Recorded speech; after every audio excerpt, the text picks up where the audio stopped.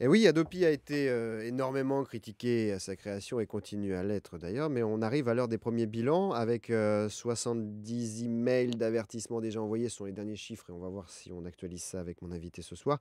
Et puis un rapport qui démontre qu'un Français sur deux pirate, alors presque exclusivement des hommes, Wendy, hein, je vous rassure.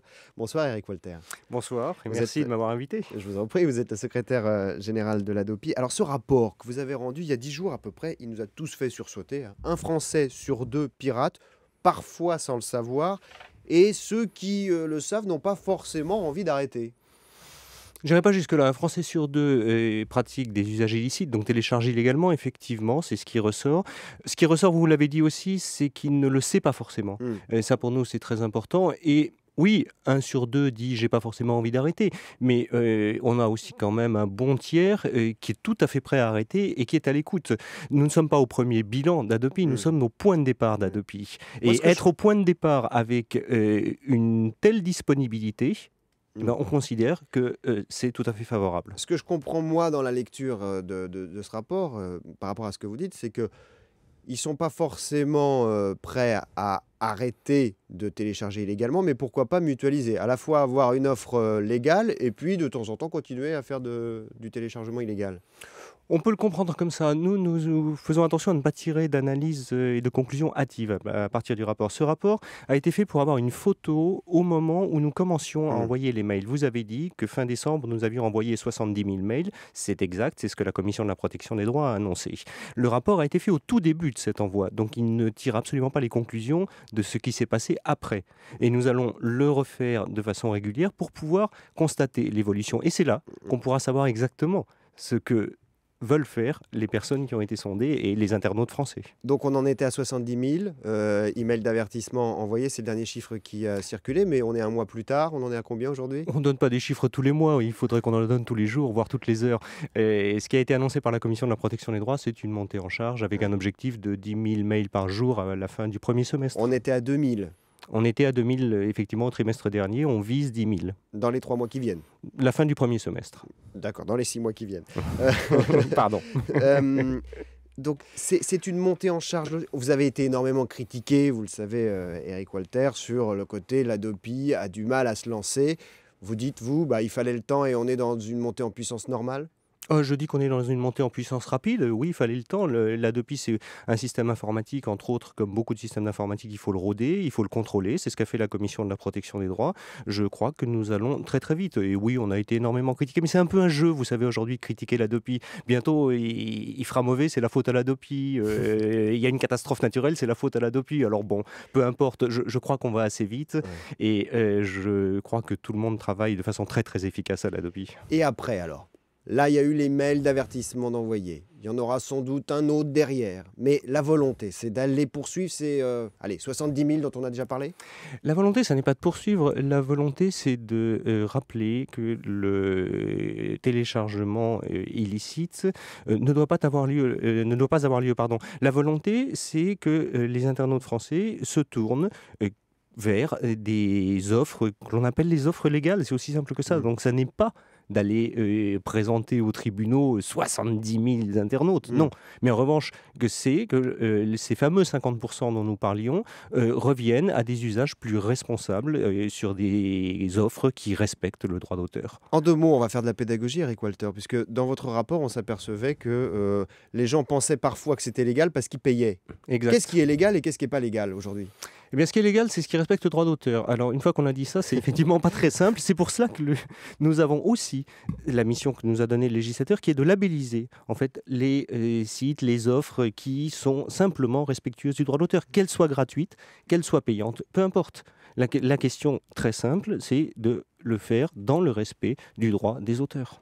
Alors, le streaming, c'est un mot qui est en train de monter dans le langage courant. Le streaming, donc la possibilité de regarder directement sur son ordinateur un film ou d'écouter une musique ou de regarder un programme télévisé à la rigueur.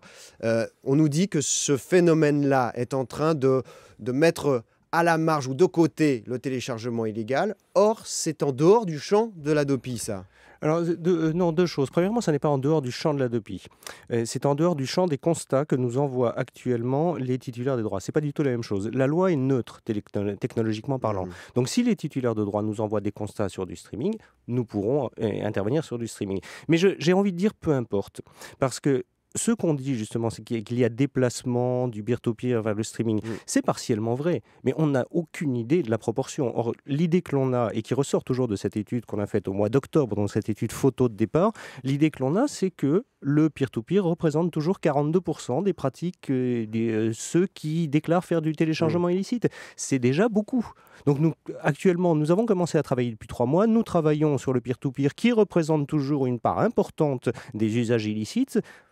Je crois que on ne peut pas faire le procès en inadaptation. D'autre part, et de toute façon, les titulaires de droits eux-mêmes ont la possibilité d'intervenir sur les sites, vers les sites qui sont des sites de streaming ou des sites de téléchargement direct qui ne respecteraient pas leurs droits. Pardon.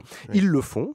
Déjà, ils peuvent le faire encore plus. Ils ont dit qu'ils allaient le faire encore plus. Hadopi n'est pas l'alpha et l'oméga de la lutte contre le non-respect du droit d'auteur. C'est illégal aujourd'hui de faire du streaming? Non, aucune technologie n'est légale ou illégale. La technologie est neutre. C'est illégal d'utiliser la technologie streaming pour diffuser des œuvres sans l'accord des auteurs.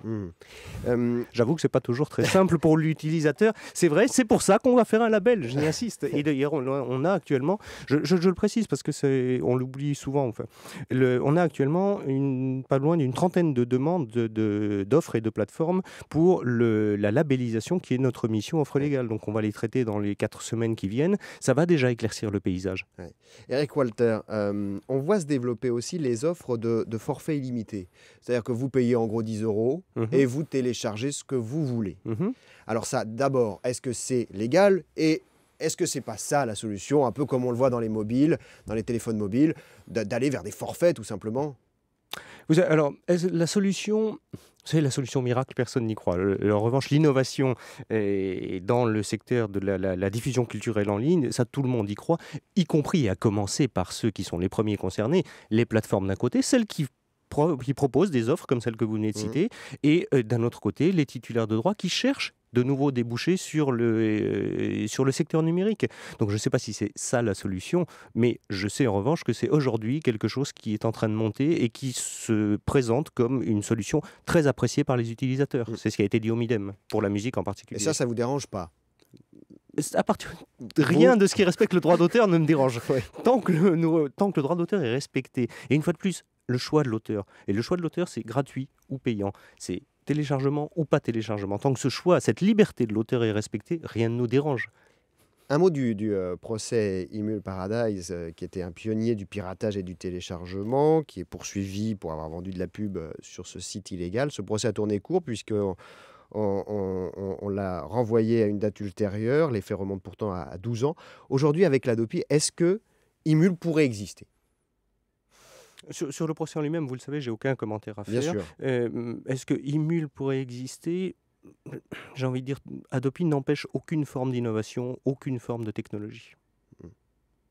Alors, on voit, on a commencé cet entretien en évoquant les critiques vis-à-vis d'Hadopi qui sont nombreuses. On voit que Céron dit que la musique va devoir devenir gratuite. Ce qui n'est pas une critique vis-à-vis de l'Hadopi. C'est pas une critique vis-à-vis de l'Hadopi. Mais ça remet à chaque fois un petit peu en question le fait d'avoir un gendarme pour ça. Et vous allez me dire que l'Hadopi n'est pas un gendarme. Oui, je vais vous le dire. Michael Youn incite à télécharger ses morceaux. Il estime que là, pour le coup, l'Hadopi n'est pas une solution. Est-ce que finalement, ça vous fragilise ces personnalités qui prennent position un peu contre l'Hadopi et qui sont très populaires auprès des jeunes qui, eux, téléchargent pas mal? Non. Non, nous sommes une institution de la République et on fait notre travail. Ça ne nous fragilise pas. Je pense que toute personne qui a quelque chose à dire sur l'Hadopi et son mode de fonctionnement est la bienvenue auprès de nous, avec nous, pour essayer de comprendre exactement ce que nous faisons avant de parler sur ce que nous faisons. Vous avez lancé aujourd'hui, et on va se quitter là-dessus, Eric Walter, les labs. Les laboratoires, c'est un peu la division recherche et développement et puis des cercles de réflexion, c'est ça? C'est plus qu'une division, c'est un peu ça, mais c'est une division recherche et développement novatrice. Et ça, j'insiste beaucoup là-dessus, c'est une division recherche et développement conçue conçue dans Internet. Pourquoi? Parce qu'elle est conçue dans le flux Internet. C'est-à-dire que ça n'est pas une division qui fait un rapport, qu'elle met sur une table et ensuite qui va sur une étagère, et c'est quelque chose qui est en permanence en évolution. Et d'autre part, ça n'est pas une division interne de l'Hadopi avec quelques agents de l'Hadopi, c'est un système totalement ouvert. La totalité des personnes qui souhaitent participer à ça peuvent le faire, apporter leur expertise. Et je crois qu'à l'heure d'Internet, ça c'est fondamental, que nous puissions tous mobiliser l'expertise collective, l'intelligence collective sur un sujet qui n'est toujours pas résolu et sur un sujet qui reste sur la table et qui va longtemps rester sur la table. Nous avons besoin de cette intelligence collective. Les labs servent à ça. Alors, Eric Walter, je suppose que vous vous doutez de la critique que je vais vous faire, puisque c'est ce qu'on lit un peu partout sur Internet. On trouve que ces labs, c'est aussi la possibilité d'offrir la responsabilité de ces cercles de réflexion à d'anciens opposants à l'Hadopi. Alors, donc, je vous demande, est-ce que vous qui avez travaillé longtemps aux côtés de Nicolas Sarkozy, vous pratiquez l'ouverture pour faire taire l'opposition? Je ne sais pas ce que c'est des anciens opposants. Les gens nous avons confié les labs à des experts pilotes, comme on dit. Ça veut dire qu'ils vont coordonner eux-mêmes chaque lab. Les labs vont être constitués d'un certain nombre de personnes. Anciens, nouvel opposants, ça ne veut rien dire. La question n'est pas là. La question, c'est que se sont réunis avec nous des gens qui ont envie de travailler. Et aujourd'hui, sur un sujet aussi imbriqué et aussi complexe que celui sur lequel nous sommes, il n'y a pas d'autre solution que de travailler. Donc, je ne sais pas si les gens sont des anciens opposants ou pas, ça ne m'intéresse pas. Je sais en revanche que ceux qui viennent sont prêts à travailler avec nous, et je crois que ça, c'est notre rôle aussi d'institution républicaine. Merci Eric Walter, secrétaire général de l'Hadopi. Merci à vous.